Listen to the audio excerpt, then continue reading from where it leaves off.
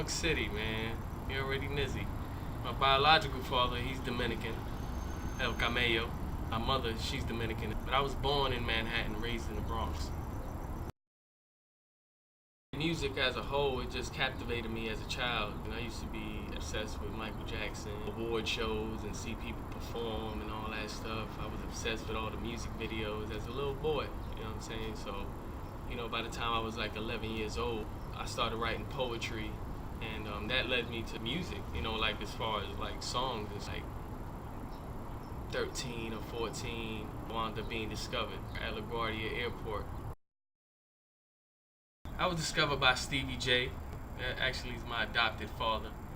You know, the whole story behind that, you know, as I told you before, you know, doing the talent shows and all that other stuff.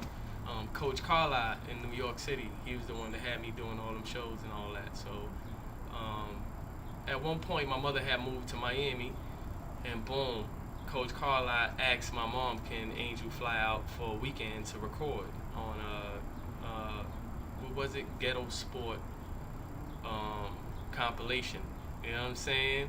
And so, you know, my mom allowed that. She was like, yeah, it's all good, because she remembered him from taking me to all these talent shows and all that in New York. So boom. So when I did that, I flew out dolo from Florida to New York, you know, for the weekend. Boom. Wound up recording my first records at the same studio where Special Ed did I Got It Made, you know what I'm saying? So when I seen that plaque, it was just an apartment in Brooklyn, you know what I'm saying? But there was plaques on the wall. So I seen the plaque of this light-skinned rapper, and I'm like, oh shit, like, yeah, I'm about to be a star for real. You know what I'm saying? Like, I could really do this. You know what I'm saying? So then, boom, I recorded my first 2 joints, and then boom, I had to go back, you know, to Miami. You know what I'm saying? So boom, when I went back to LaGuardia Airport to get the flight back to Miami, I wound up sitting in the wrong terminal, in front of my terminal. But the person I sat next to, you know, was Stevie J. You know what I'm saying? And you know, he wound up chopping it up with me, and you know, he noticed my confidence and all that other stuff, and he noticed like I was dolo, because he asked me like, where's your parents? And I let him know, like, you know what I'm saying? No, I'm gonna be a star. I flew out here to record, like, this and the next. He was like, what? You recording what? You know what I'm saying? So we talking like, you know, for like maybe like 40 minutes, and eventually, like I said, it got to that point, and he was like, recording what? And I was like, oh yeah, I'm a rapper. I'm gonna be the biggest rap star you know. Like, remember my face, you know what I'm saying? And he was like, what? Spit something for me. So I spit something. And then he wound up showing me his sidekick. He was like, man, check out my sidekick. Look at the contacts. You know what I'm saying? So I was like, for what? So I look at the contacts, and I see, you know, Puff Daddy and Eve and all this. Yo, I see Lil Zane. I'm a little dude. You know what I'm saying? So I see Lil Zane. I'm like, how you know Lil Zane? You know what I'm saying? He's like, well, I'm a chef. You know what I'm saying? But I think I can help you be a star. You know what I'm saying? I was like, oh, that's cool. You know, all right, I'll see you soon. You know, I just said that. He was like, wait, how you gonna see me soon? You don't even got my contact. He was like, man, here, hold on. He wrote his number on a piece of paper. He was like, here, when you get home, you know, give that to your mother so she could call me. Boom. You know what I mean? So, winds up, a couple weeks pass. I winds up seeing him and Jackie Jackson on this show Extra. They were like, you know, this is a Grammy-winning producer, Stevie J, and Michael Jackson's brother. And they have this new label, and they're looking for artists. And I'm like, that guy isn't that the guy I was talking to? Didn't he say he was a chef? Man, he was lying. And I was wild, and I was like, oh my God, I'm gonna be a star, I'm gonna be a star.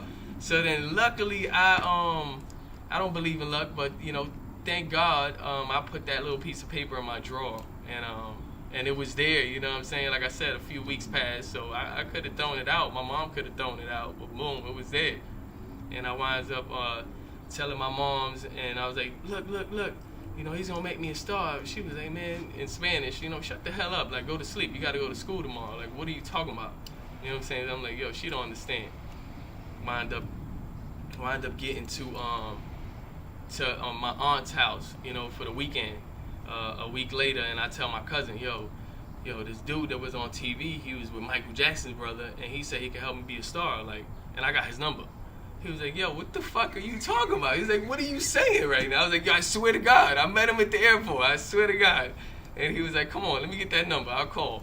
So he calls, and boom, nobody answers or whatever. So then the next day I call, you know what I'm saying?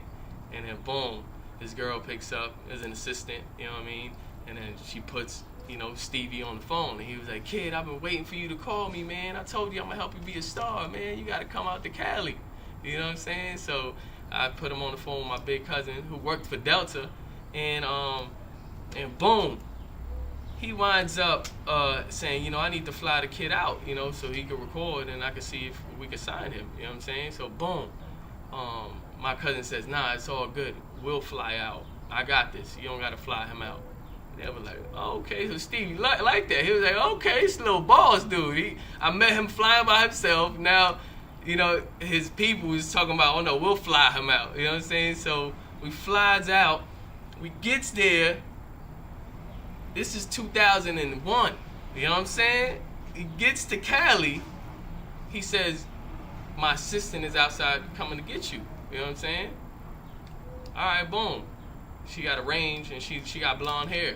I'm like, all right, cool. So we see the range. Oh, and the girl, and is all love. Boom. Oh, I'm Angel. She's Chloe. But she says, my cousin, boom, boom. So then she's like, oh, I want to stop by my house real quick.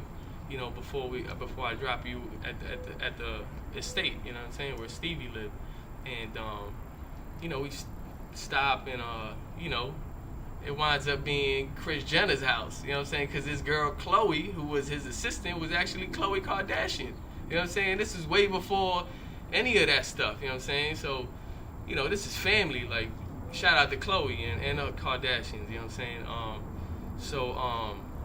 You know what I mean. Winds up, get back in the car and going to the hills, do a joint, literally stay there for like 20 hours, and then we flew back because I had to get back to school, and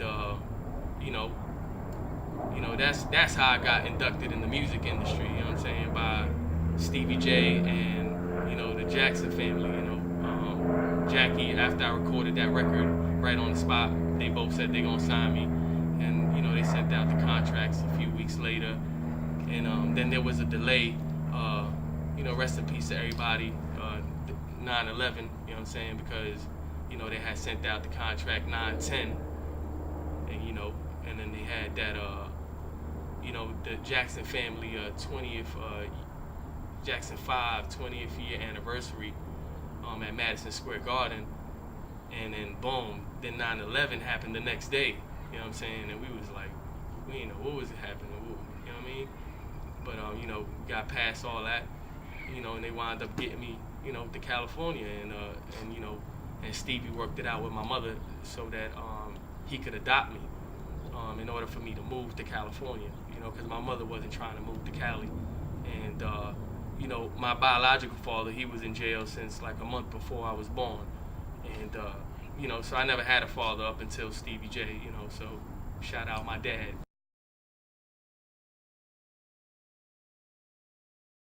I'm inspired by the Almighty, I'm just here doing the Almighty's will, being a vessel to the greatness exuded through me in order to lead by example, and to continue to learn values, and I live my life try to live my life as they did. Martin Luther King, Tony Robbins. We learn from the good and the bad, of in history, of individuals out there, so you apply some of those things as far as tactics, and then you put nothing but pure intent in it, and selfless intent in it, and with the Almighty first, and you can achieve anything you want, really. I'm inspired by the Almighty.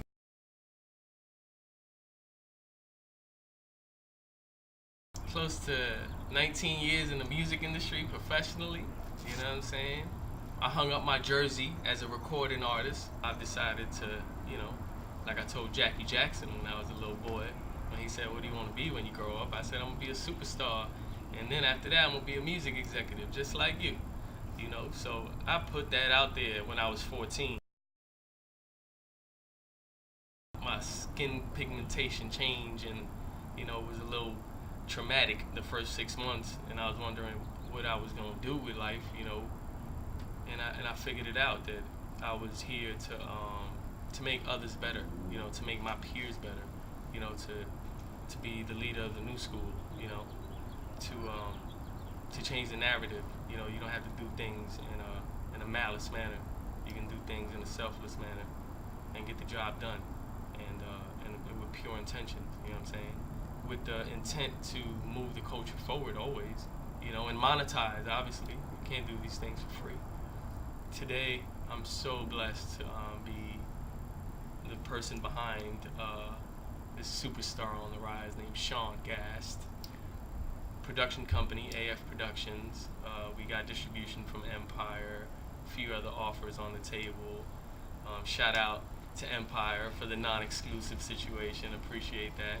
My brother Ghazi. A Good Company album just came out. That's Sean Gast's debut album.